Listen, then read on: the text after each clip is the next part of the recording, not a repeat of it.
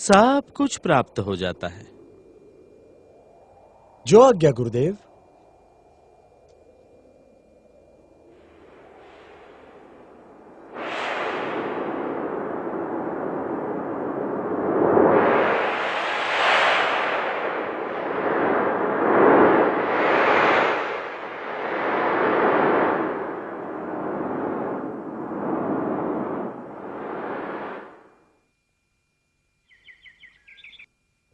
एकलव्य, कुशल धनुर्धारी, धन्य है तुम्हारी गुरु भक्ति, जिसे देखकर मैं आज गर्व की अनुभूति कर रहा हूं।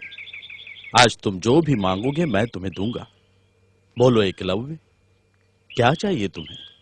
बस बस गुरुदेव, मुझे आपका कृपाशीष चाहिए। मुझे आपका शिष्य बनने का सौभाग्य मिले।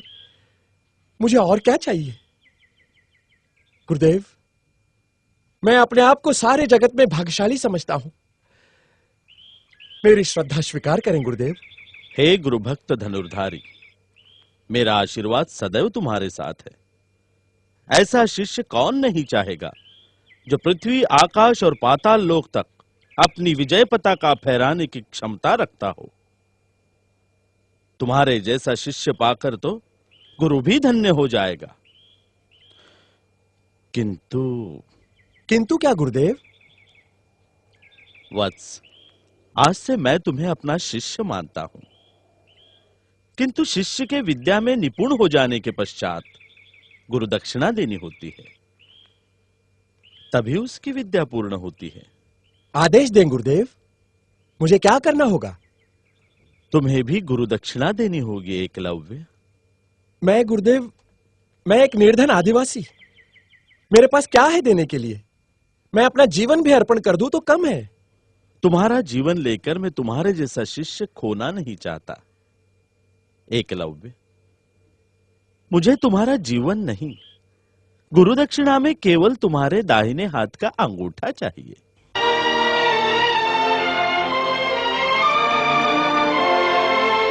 गुरुदेव, गुरुदेव, यह आप क्या मांग रहे हैं?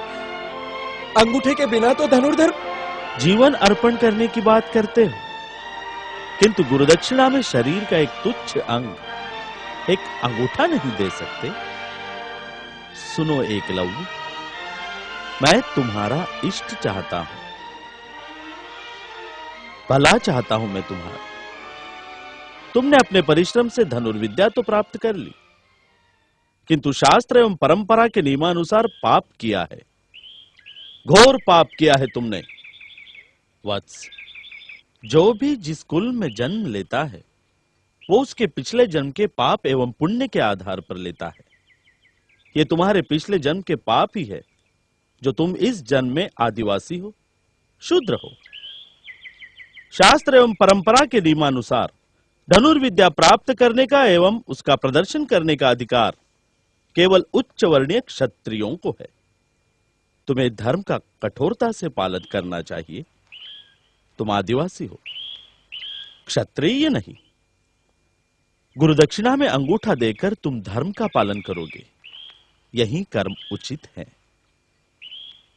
वत्स, परंपरा के सम्मान के लिए तुम्हें गुरु का आदेश मानना ही होगा। ठीक है गुरुदेव, जब मैंने आपको गुरु के रूप में स्वीकार किया है तब मुझे शिष्य का कर्तव्य निभाना ही होगा। हां गुरुदेव, मैं शिष्य का कर्तव्य निभाऊंगा, ताकि संसार यह न कह सके कि एकलव्य गुरुदक्षिणा देने में असमर्थ था। किंतु गुरुदेव, अंगूठा विच्छेद करने से पहले मैं एक बार आपसे अनुमति चाहता हूं धनुष उठाने की, ताकि उस निरपराध प्राणी को मैं मुक्ति दे सकूं जो मेरे अभ्यास में विघ्न डालकर अपना मुखद्वार बंद करवा बैठा है।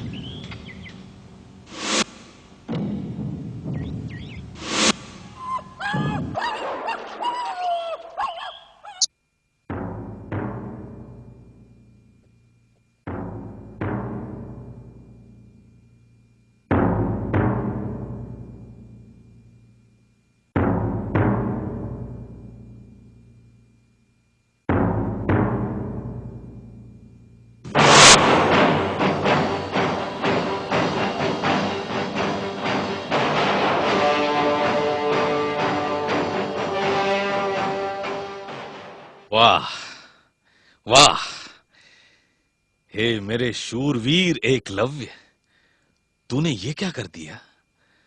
अपनी शक्ति और कौशल्य को अपने ही हाथों से नष्ट कर दिया। अरे, तेरे धनुष से निकले तीरों की बौछार को देखकर लग रहा था कि सिर्फ तू मुझे इस अंधेरे से बाहर निकालकर मेरा सम्मान मुझे वापस लौटा देगा। मगर अफसोस, अर्जुन को सर्वश्रेष्ठ धनुर्धर बनाने का ब्राह्मण गुरु का यह कपट तंत्र तुझे समझ में कैसे नहीं आया? अरे, जिसने तुझे अपना शिष्य माना ही नहीं, उसे तू अपना गुरु मानकर गुरु दक्षिणा में अंगूठा भेंट दिया। वाह एकलव्य, तेरी धनुर्विद्या से न जाने कितने धनुर्धारी वीर जन्म लेते, और राज सत्ता की लालसा का ये महाभारत एक समानता का संग्राम होता, और लोग कृष्ण की गीता की बजाय तेरी वीरता के गीत गाते। एकलव्य,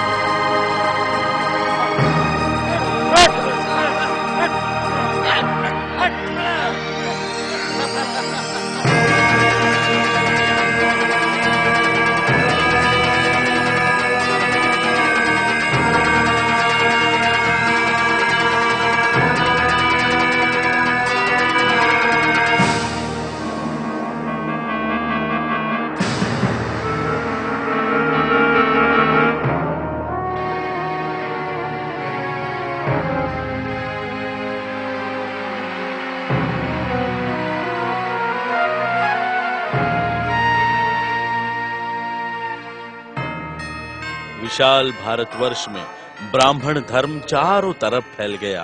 ब्राह्मणों की अधिसत्ता ने शोषण का घृणित रूप धारण कर लिया।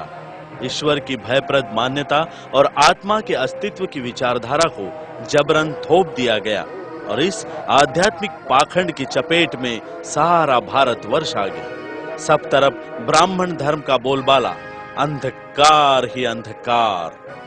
अब प्रतीक्षा प्रकृति को मानव मुक्ति के उद्घोषणा की, प्रतीक्षा प्रकृति को शाश्वत सत्य की, प्रतीक्षा प्रकृति को सदियों के गहन अंधकार के समाप्ति की। क्या अब कोई आएगा जो मानव जगत को पाप पुण्य के भ्रमजाल से मुक्त करेगा?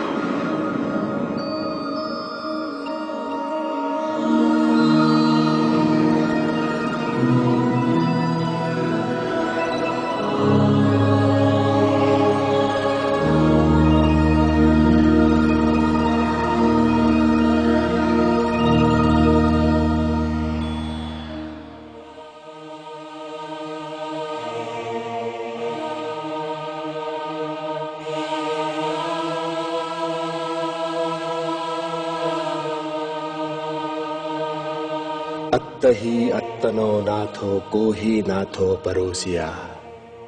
परम सत्य की खोज के समय मुझे ऐसा कोई तत्व नहीं मिला जिसने ये संसार बनाया हो जिसे ईश्वर कहते हैं। ऐसा कोई ईश्वर नहीं है जो मानव जाति के भाग्य का निर्माण करता हो। इस जगत में सभी अनित्य है। जिसका निर्माण होगा वो नष्ट होगा। यही संसार का नियम है। अतः भिक्षुओं, ग्राम ग्राम नगर नगर जाकर मानव मानव में भेद करने वाली इस व्यवस्था को करुणा से दूर करो। साधु साधु साधु।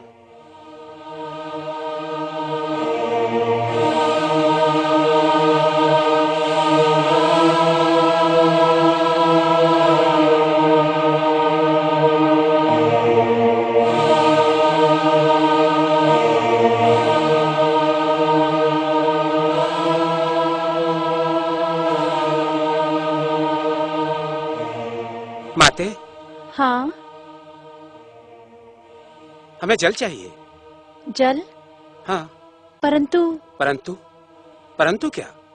हमारे हाथ से जल कोई ग्रहण नहीं करता। हमारे स्पर्श से जल अपवित्र हो जाता है। हमें क्षमा कीजिए। माते, हमें प्यास लगी है और हमें जल चाहिए। नहीं, हमें पाप लगेगा। पाप और पुण्य क्या होता है माते?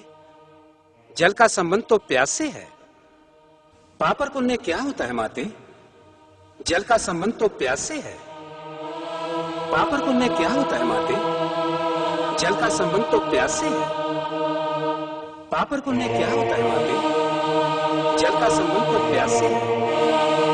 पाप और पुण्य क्या होता है माते? जल का संबंध तो प्यास से है।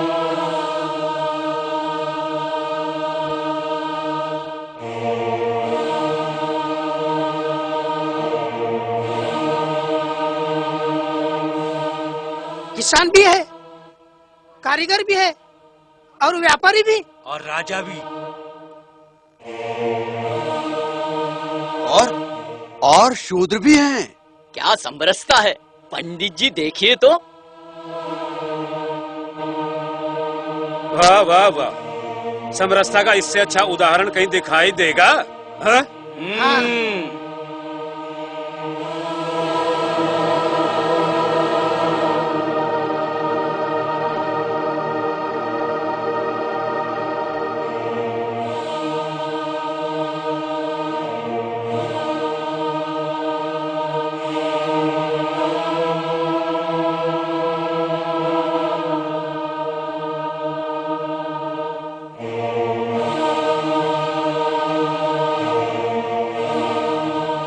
सभी संकारा अनिक जाति। तुमने जन्म लिया है तो तुम्हारी मृत्यु भी निश्चित है। संसार का निर्माण ईश्वर ने किया है। यदि इस घोर असत्य को मान भी लिया जाए तो जब तुम मरने वाले हो तो तुम्हें बनाने वाला ये ईश्वर कैसे जीवित रह सकता है? स्वयं को ईश्वर के भय से मुक्त करो। अपने मार्गदर्शक स्वयं बनो, तभी तुम्हारी मुक्ति का मार्ग खुलेगा। तथागत, क्या परंपरागत जाति व्यवस्था से हमारी मुक्ति संभव है? परंपरा सत्य नहीं है। जाति व्यवस्था मानव निर्मित असमानता की व्यवस्था है। जन्म से कोई शूद्र या ब्राह्मण नहीं होता।